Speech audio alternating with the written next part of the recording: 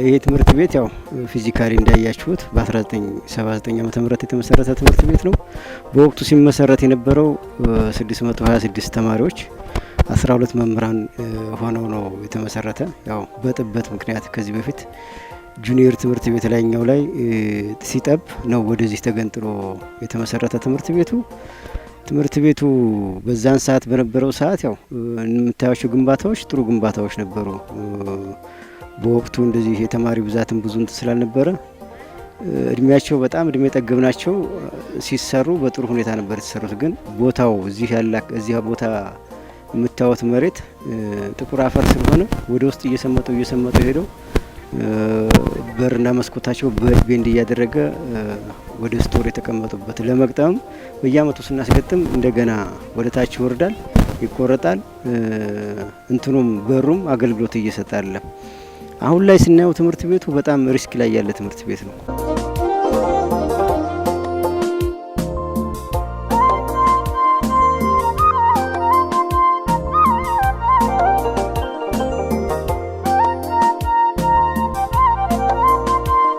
አንድ ሺ 496 ተማሪዎችን እያስተናገደ ያለ መምህራን 56 መምህራን ያሉ እዚህ እነዚህ የምታዩቸው ክፍሎች 1979 እና በ85 የተገነቡ ትምህርት ቤቶች አሉ። እነሱ ስታንዳርዳይዝድ አይደሉም። ስታንዳርዱ የሚለውና እነሱ በአሁን ደረጃ ያለው ስታንዳርድና እነሱ የተገነቡበት ስታንዳርድ የሚመጥን አይደለም። ከዛ ውጪ ተማሪው በዘንድሮ አመት በፍልሰት በጣም በአንድ ክፍል ውስጥ አሁን 8ኛ ክፍል ላይ 57 ተማሪዎች በአንድ ክፍል ውስጥ አሉ።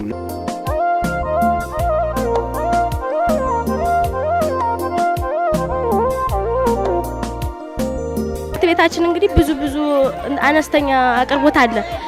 አንደኛ በምንማርበት ጊዜ ቱቶሪያል በምንጠራበት ሰዓት የተስተካከለ ክፍል የለንም። አንደኛ በጧት በምንሆንበት ጊዜ ደግሞ መስኮቱ አብዛኛውን የለውም መስኩንትን በር እና በዛን ሰዓት ፀሐይ ይመታናል። እንደገና ደግሞ ፀሐይም ብርድም ይመታናል። እንደገና የክፍሉ መዝጊያም በተመሳሳይ የለውም።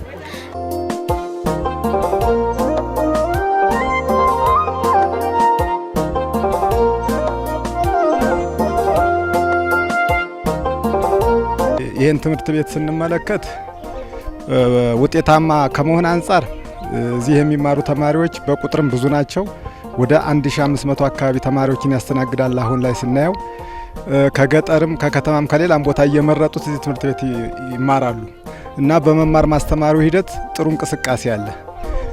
ኢቭን ሃይ ስኩልም ሁለተኛ ደረጃ ትምህርት ቤት መደው የዚህ ትምህርት ቤት ተማሪዎች ናቸው የሚመሩ።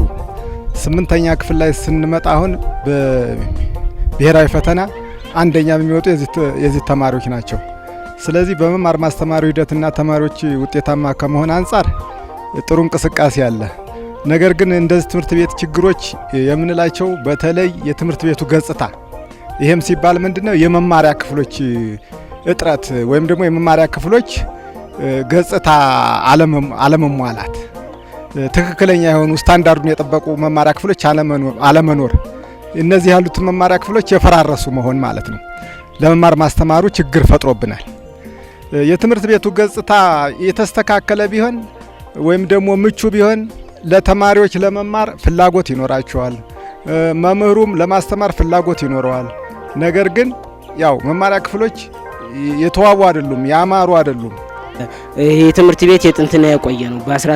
በ19 ሰዎች የተሰራና የተገነባ ሲሆን እናም ትምህርት ቤቱ የክላሱን በርና መስኮት ስናይ በርና መስኮት የለውም። እናም በጧት በብርድ ከከሳት ደግሞ በሙቀት እየተቸገርን እንገኛለን። የፈጠረብን ተጽዕኖ በቃ በምንማርበት ሰዓት ብርድ ምናምን እንትን ይለናል። ሲቀጥል ደግሞ ከከሳት ተጠርተን ስንመጣ ደግሞ ቻክ ቦርድ ያለው ክላስ አይገኝም። ቦርድ ያለው ክላስም የለም። እንግዲህ ክላሶችም የታደሱ አይደሉም፣ የቆዩና የሰነበቱ ናቸው፣ አልታደሱም ማለት ነው። ስለዚህ ተጠርተን በምንመጣበት ሰዓት ወይም ቲቶሪያል በሚሰጥበት ሰዓት ክላስ እያገኘን አይደለም።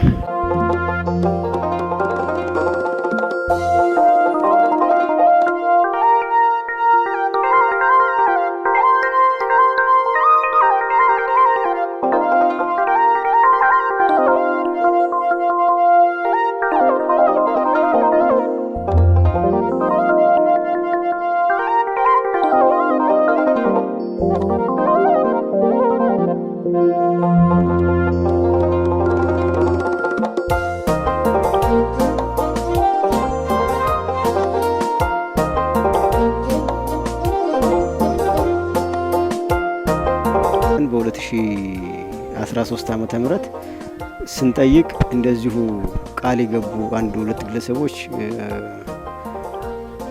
ከ40 እስከ 50 ሺህ ብር ቃል ገብተው ነበር። ሌሎችም እንደዚህ ቃል ገብተው ነበር። ወዲያውኑ ደግሞ የህልውና ዘመቻ የሚል መጣ። አሁን ላይ እንግዲህ ቢሳካ ብለን ደግሞ እስቲ ተወላጆች እዚህ አካባቢ እዚህ ትምህርት ቤት ላይ ተወልደው ውጭ ላይ ያሉ አሉ።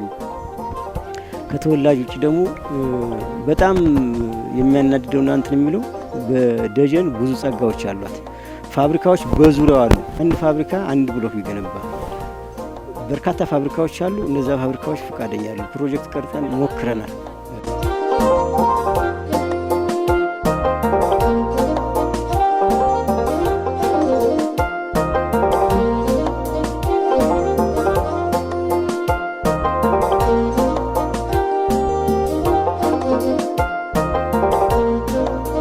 ችግር አለ። በአጠቃላይ እንደዚህ ትምህርት ቤት የግባት ችግር አለ።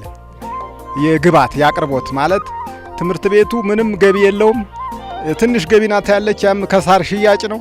ያም ለውስጥ ማቴሪያል ማሟያ እንጂ የትምህርት ቤትን ገጽታ ለማሟላት የሚያገለግል አይደለም እና አጠቃላይ የትምህርት ቤቱ ችግር ስላለ ይሄን ችግር ባለሀብቶች ወይም መንግስት መፍታት መቻል አለበት። አጠቃላይ ማህበረሰቡ ተሰባስቦ ካልፈታው እንግዲህ ከሁሉም እዚህ ከተማ ውስጥ ካሉ ትምህርት ቤቶች ለመማር ማስተማሩ ወይም ህብረተሰቡ የሚወደው ትምህርት ቤት ይሄ ነው።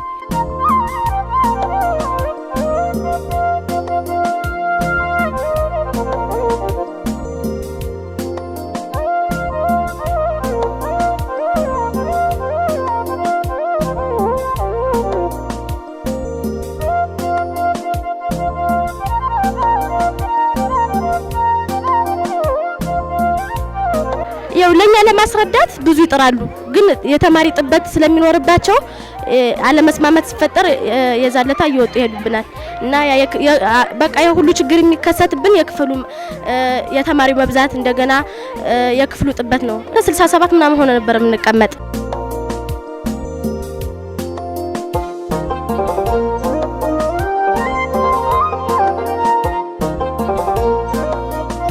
በትምህርት ጥራቱ ላይ የሚፈጥረው ተጽዕኖ ምንድነው? እንግዲህ አንደኛ በመደበኛ መማር ማስተማር ለማስተማር መማሪያ ክፍሎች ቢያንስ ሊሾ መሆን አለባቸው፣ ቀለም መቀባት አለባቸው። ከዚህ በተጨማሪ ደግሞ መስኮቱ የተገጠመ በሩ የተገጠመ መሆን አለበት። ግን ይሄ ሁሉ የወላለቀ ነው። አጠቃላይ ደግሞ ጥቁር ሰሌዳዎች ስታንዳርዱን የጠበቀ ጥቁር ሰሌዳ አይደለም ያለ። እነዚህ ሁሉ በትምህርት ጥራት ላይ ችግር ይፈጥራሉ።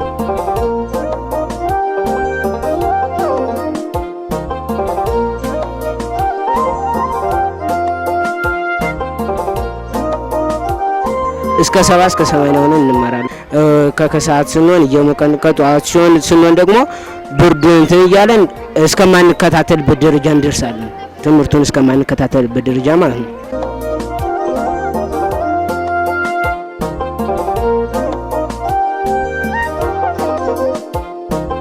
ስለዚህ እኔ አሁን ላይ ቢያንስ የተወሰነ ነገር የነዚህ ተወላጆች ግራውንዱን እንኳን ቢጀምሩ ማህበረሰቡን ለመጠየቅ ምቹ ነው። የአካባቢው በተለይ የዙሪያ ወረዳውና የከተማ አስተዳደሩ መገፋፋቶች አሉ። ባይገፋፉ የዙሪያውን ቢሆን ገጠራማውን ነው ከአልማ እየተሰበሰበ የሚሰሩት። እነሱም ትምህርት ቤቱን ቢያዩት በማስተባበር ደረጃ ይሄን ትምህርት ቤት የከተማ ትምህርት ቤት አይመስልም። ኖርማሊ በሌሎች አካባቢ ያሉ የከተማ ትምህርት ቤቶች ትንሹ በብሎኬት የሚሰሩ አሉ። ከዛ ውጭ ደግሞ ግራውንድ ፕላስ የተሰሩ ትምህርት ቤቶች አሉ። በአጎራባችም አሉ። በሌላ አካባቢም ያሉ በሌላ ክልሎችም ያሉ ትምህርት ቤቶች በጣም ጥራት ያላቸው ትምህርት ቤቶችን እንመለከታለን። ስለዚህ አመራሩን ፊቱን ወደዚህ ይመልስ። በየአመቱ ሳር ሸጠን ነው የዘበኛ ደሞዝ የምንከፍላት ብቻ 1-2 ኮንቴነሮች አሉ። እነሱ ኮንቴነሮች እያከራየ ለዘበኛ ደሞዝ እየከፈል ነው። የአካባቢ ተወላጆች ስፔሻሊ ወደ ውጭ አካባቢ ያሉ እነሱ ብቻ ሳይሆን እነሱ በማስተባበር ሌሎች ቀን የሆኑ ፕሮጀክት በየክልሉ የሚገነቡ ግብረሰናይ የሆኑ ድርጅቶች አደራ አለ የሚል ሀሳብ ነው ያለኝ።